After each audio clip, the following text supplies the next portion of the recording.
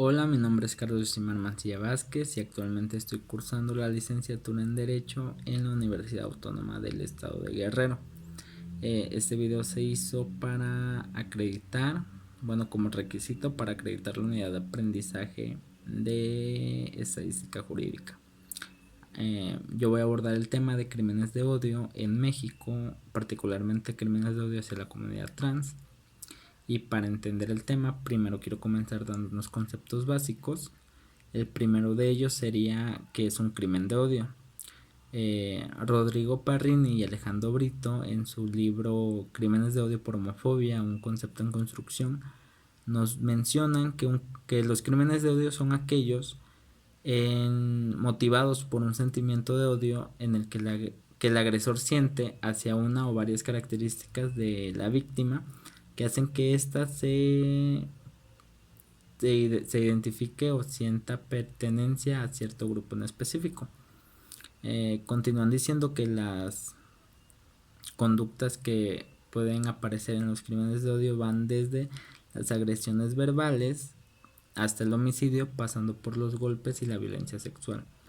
Además mencionan que además del daño que se le busca provocar a la víctima, también se busca dejar un mensaje de amenaza hacia los demás integrantes del grupo o minoría del que se está hablando. Las siglas LGBT y Q+, pues se refieren a la comunidad L de lesbianas, gays, bisexuales, trans, intersexuales y queers. Y el signo más pues hace referencia a los demás grupos existentes en esta diversidad sexual. La palabra trans pues se utiliza como un término paraguas, que es utilizado para describir a diferentes variantes de transgresión, transición y reafirmación de la identidad y o expresión sexual. Esto abarca a personas transexuales, transgéneros, travestis. Ya que di estos conceptos, pues vamos a entrar de lleno con el tema. Y de acuerdo al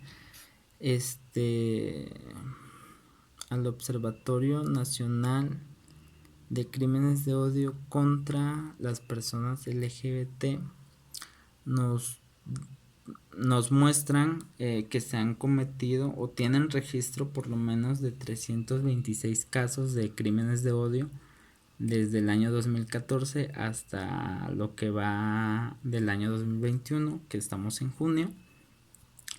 Se tienen 326 casos registrados, de los cuales 283 son homicidios por identidad de género en toda la República.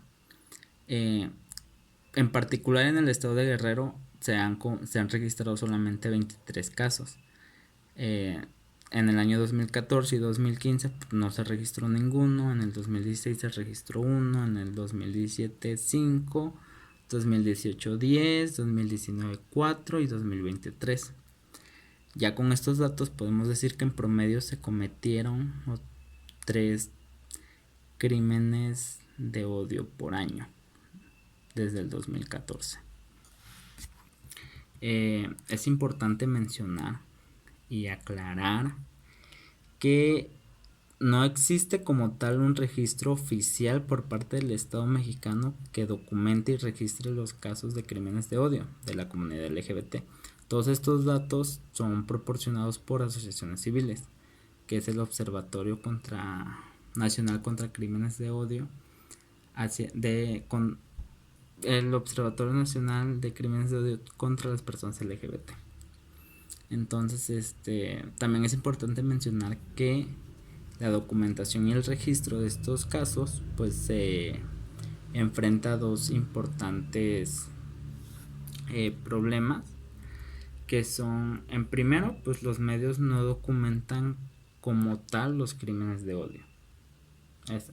Y otra sería que el registro no siempre es el adecuado. Pues esos son los datos que tenemos para aportar. Existen ciertas variantes, bueno, existen ciertas variantes, perdón, para que pueden influir a la hora de cometer un delito de odio. Ya lo mencionamos, el delito de odio es el sentimiento de odio que tiene el agresor hacia ciertas características de la víctima. Estas características pueden ser la identidad sexual, la orientación sexual, la expresión de género. Es imperativo mencionar que estas tres características no son iguales. La orientación sexual se refiere a la atracción físico, emocional y sexual que tiene una persona hacia los sexos, ya sea el mismo, el diferente o hacia ambos. La identidad de género pues es la vivencia que tiene la persona individual y particular de su género.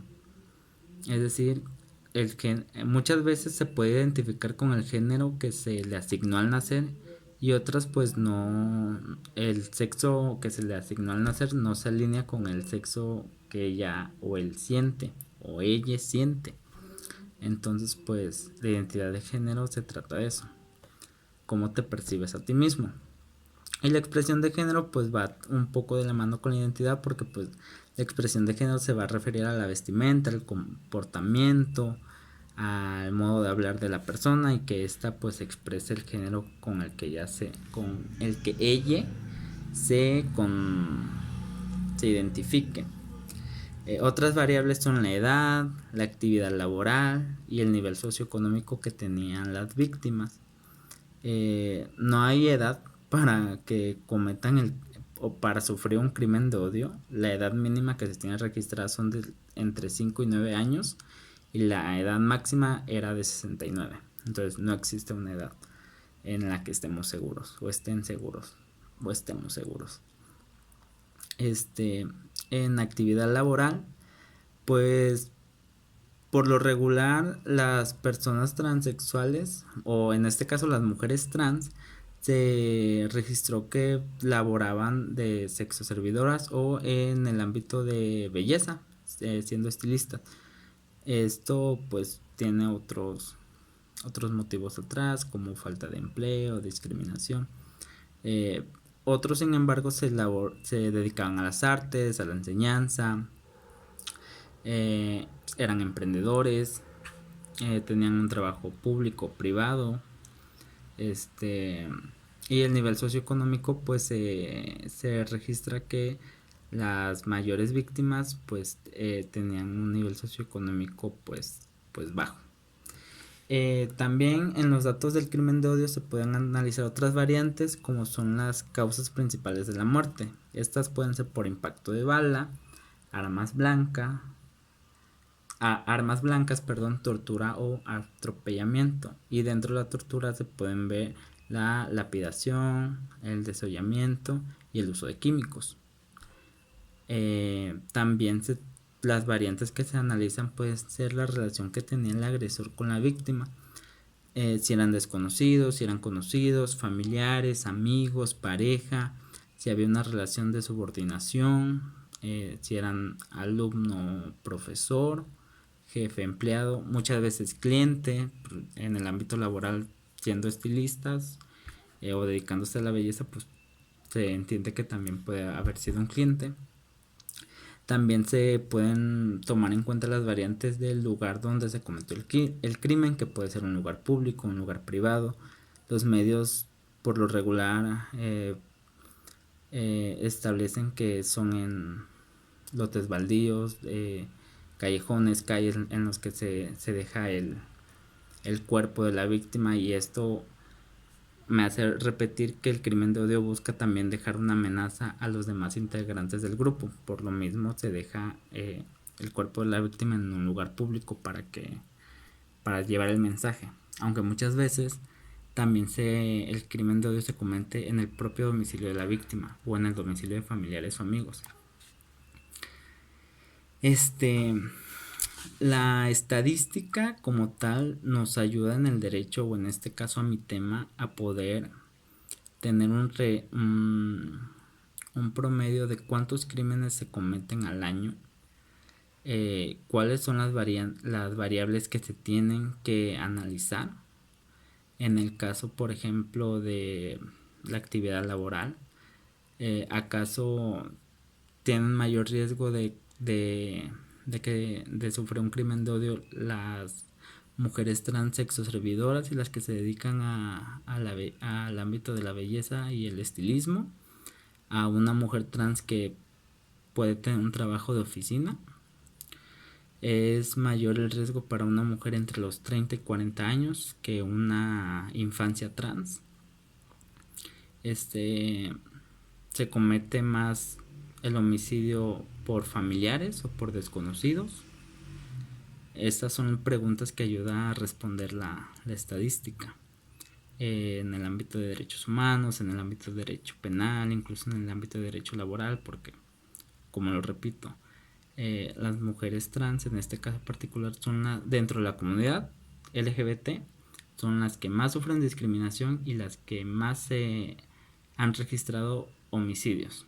Entonces hay que checar ahí eso bien.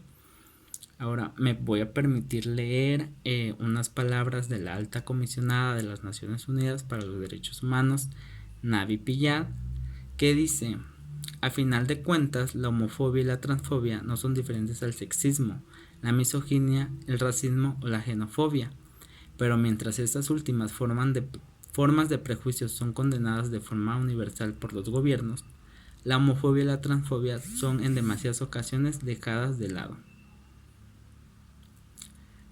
Por mi parte sería todo.